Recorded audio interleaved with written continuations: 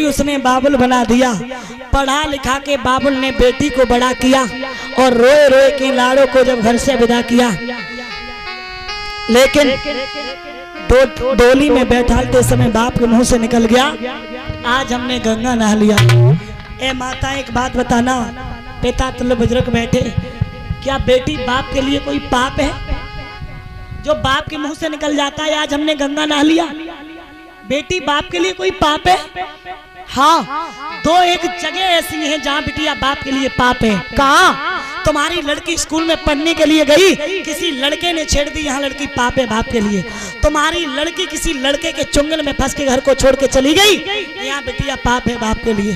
क्योंकि ये संसार वो है प्यारे श्रोता बंधु, सुख में आगे और दुख में पीछे, सुख में आगे और दुख में पीछे। क्योंकि आप लोग एक बात बताना, जब एक लड़का दूल्हा बन के जाता है, बारात लेके जाता है, तो दूल्हा का रथ आगे जाता है या बारात के लोग आगे जाते? कौन जाता है? कौन जाता परीक्षित जी? दूल्हा आगे जाता है या बारात के लोग आगे जाते? दूल्हा का रथ जाता है पीछे और बारात के लोग आगे नाचते हुए जाते हैं। तब तो लड़का का बाप भी कहता कि आज मेरे यार की शादी है। ये क्या है? सुख। ये सुख है ना, अब सुख में आगे हो गए। अब एक बात बताना, गांव से अगर एक अर्थी जाती है, अर्थी, तो अर्थी आगे जाती है, लोग आगे जाते, कौन जाता? अर्थी आगे जाती है और लोग पीछे जाते। ये क्या है? दुख। तो दुख में पीछे और सुख में आगे।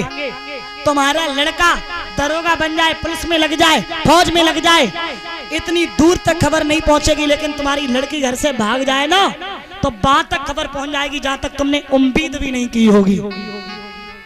यहाँ लड़की पाप है सिर्फ, प्यारे श्रोता बंधु। लेकिन याद रखना, जो आत्मा बेटी की होती है वो किसी की नहीं होती है। बेटी वो महान मूर्ति है कि एक बाप की पूरी जिंदगी निकल जाती है, बेटा के लिए करता है, लेकिन बेटा ही अंत में कहता तुमने मेरे लिए कर क्या दिया। लेकिन बेटी जिस खूंटा से आप बांध देना, उसी खूंटा से बंधी रहेगी, चाहे वो सुखी रहे या चाहे दुखी। कभी माँ बाप से ये कहने नहीं आएगी तुमने मुझे कैसे घर में कर दिया। बीमार पड़ी हो माँ, बेटा एक लोटा पानी की भी नहीं पूछ सकता है, ना बहू पूछ सकती है। लेकिन बिटिया ससुराल में अगर पहुंच जाए ना, तो सबसे ज्यादा चिंता उसे अपने मायके की रहती है, माँ की और पिता की। जिन माताओं ने और हमारे बुजुर्गों ने अपनी बेटी को विदा किया होगा, उन्हें पता होगा। मैंने संसार में ऐसे ऐसे लोग देखे जो बेटा के मरने पे नहीं रोए, वो बेटी की विदा पे रो गए, विदा पे रो गए। और जिन घर में बेटियां हो ना, उन घर की सभ्यता सफाई आप देखो कितनी अच्छी होती है, कितनी अच्छी होती है। और बाहरी संसार का नियम, मेरे तो एक बात समझ में नहीं आती कि कहां से तूने ये नियम बनाया है कि बेटी का जहां सब कुछ होता है और वहां कुछ नहीं रहता, जहां कुछ नहीं होता वहां सब कुछ हो जाता है। पाला पड़ोसा इतना बड़ा किया, कोई और ले गया। क्या है संसार का नियम है? और अपने खुद के लोगों को छोड़ के दूसरे लोगों में निभाना मुश्किल पड़ जाता है? एक लड़का जब दूल्हा बन के एक दिन के लिए किसी के घर जाता है, तो माँ समझाती है बेटा ऐसे नहीं ऐसे जाना है, और उसे भी दिक्कत होती है, पता नहीं एक दिन के लिए, और बेटी तो जिंदगी भर के लिए जाती है। आपका अगर कोई पेन भी आपसे कोई मांगे ना, और फिर बाद में वो आपका पेन ले ले और देना, तो आपको दुख होगा। और ना जाने अपने कलेजे के टुकड़े को लोग दूसरे के हाथों में कैसे सौंप देते हैं, कैसे सौंप देते हैं पूरा परिवार। और देखिए, जो अच्छी बेटियां होती हैं चरित्रवान, उनके लिए जरूरी ही नहीं कि उनका घर ही रोए, पूरा गांव और पूरा परिवार और पूरे हितू रिश्तेदार भी रोते हैं। जो चरित्रवान बेटियां होती है, अपने बाप माँ बाप का नाम रोशन करके जो जाती हैं, और मैं बेटियों से, अपनी बहनों से निवेदन कर दूं, जिंदगी में सब कुछ करना, लेकिन सिर्फ अपने चरित्र को ठीक रखना। और कभी भी घर में भाई और भाभी की, माँ बाप से लड़ाई होती रहे, आप अपनी जबान से कुछ मत कहना। चाचा ताऊ से लड़ाई होती रहे, आप अपनी जबान से कुछ मत कहना, क्योंकि आपको यहाँ नहीं रहना है। वो लोग क्या कर रहे हैं, क्या नहीं कर रहे हैं, आप कभी अपनी जबान से कुछ मत कहना। ऐसी बेटियों के लिए पूरा घर नहीं गांव ही रोता है, सब लोग रोते हैं। और ये माताएं, आप लड़का की भी शादी में गई होंगी और लड़की की में गई होंगी, जब लड़की की विदा हो जाती है तो आप वहां कितनी देर ठहरती हो। ऐसा लगता है जब लड़की विदा हो जाती है तो पूरे घर की शोभा वो लड़की ही ले गई हो, और वो घर खाने के लिए दौड़ता है। एकदम से कहते भैया हमें जाने दो, हमें जाने दो, हम जा रहे। कोई वहां नहीं रुकता जब बिटिया विदा हो जाती है, सब लोग रोते हैं। लेकिन एक अनोखा इंसान रोता है, कौन? लड़की का भाई। दुनिया में आपने सबकी लड़ाइयां देखी होंगी, लेकिन भाई और बहन की लड़ाई नहीं देखी होगी। पूरे दिन लड़ेंगे, झगड़ेंगे, और शाम को अगर भैया टाइम से ना आए तो बहन 50 फोन करे, एक कुत्ता, एक कमीन कहाँ मर रहा है, आजा मम्मी बुला रही है। भोजन नहीं करेगा, फिर वो आएगा मारेगा, और पिटेगी बहन और साथ ही खाएगी।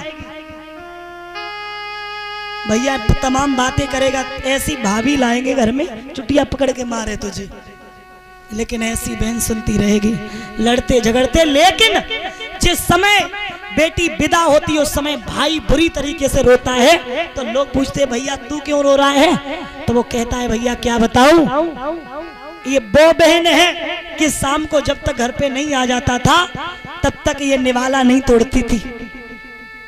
आज से ना कोई मनाने वाला है और न कोई खिलाने वाला है।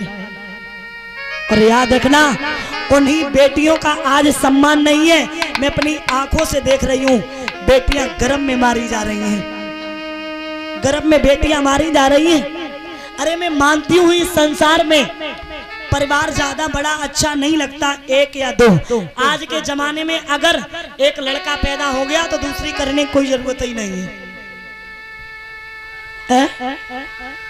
बेटियां गर्भ में मारी जा रही हैं। लेकिन याद रखना, वो अपने कैमरे से जिंदगी के सीन लेता है, वो अपने चाहने वालों के दुखड़े बीन लेता है। ए माताएं, कभी धोखे से बिटिया गर्भ में तो मार मत देना, कभी धोखे से बिटिया गर्भ में तो मार मत देना। वो बिटिया मारने वालों से बेटा होता है। प्रत्येक इंसान की जीवन में एक लड़की और एक लड़का अवश्य होना चाहिए, ये जरूरी है। बिटिया अवश्य होनी चाहिए। बेटी आज किसी से कम नहीं है। मैं तो कहती हूँ कि जो आज बेटा नहीं अपने माँ बाप को करके दिखा रहे, वो बेटियां करके दिखा रही हैं। बेटियां किस बात में कम है? आज देवकी अपनी माँ के गले में भैया डाल के बुरी तरीके से रोने लगी।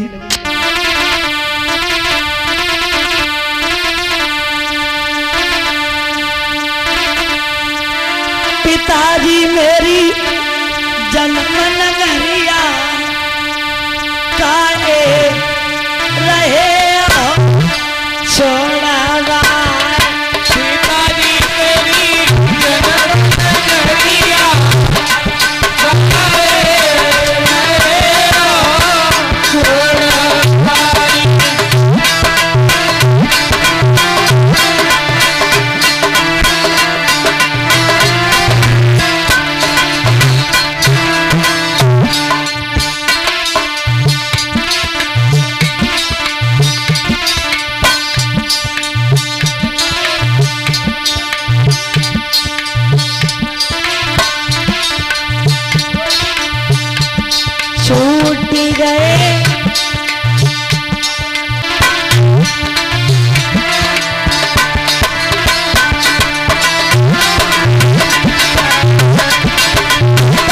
मेरी जन्म नगरिया काहे रहे छोड़ा।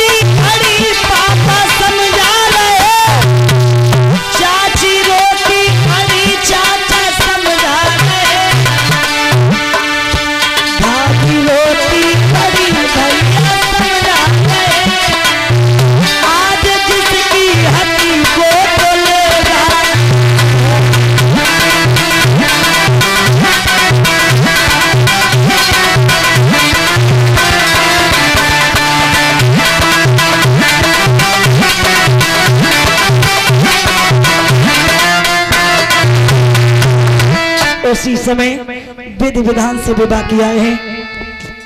और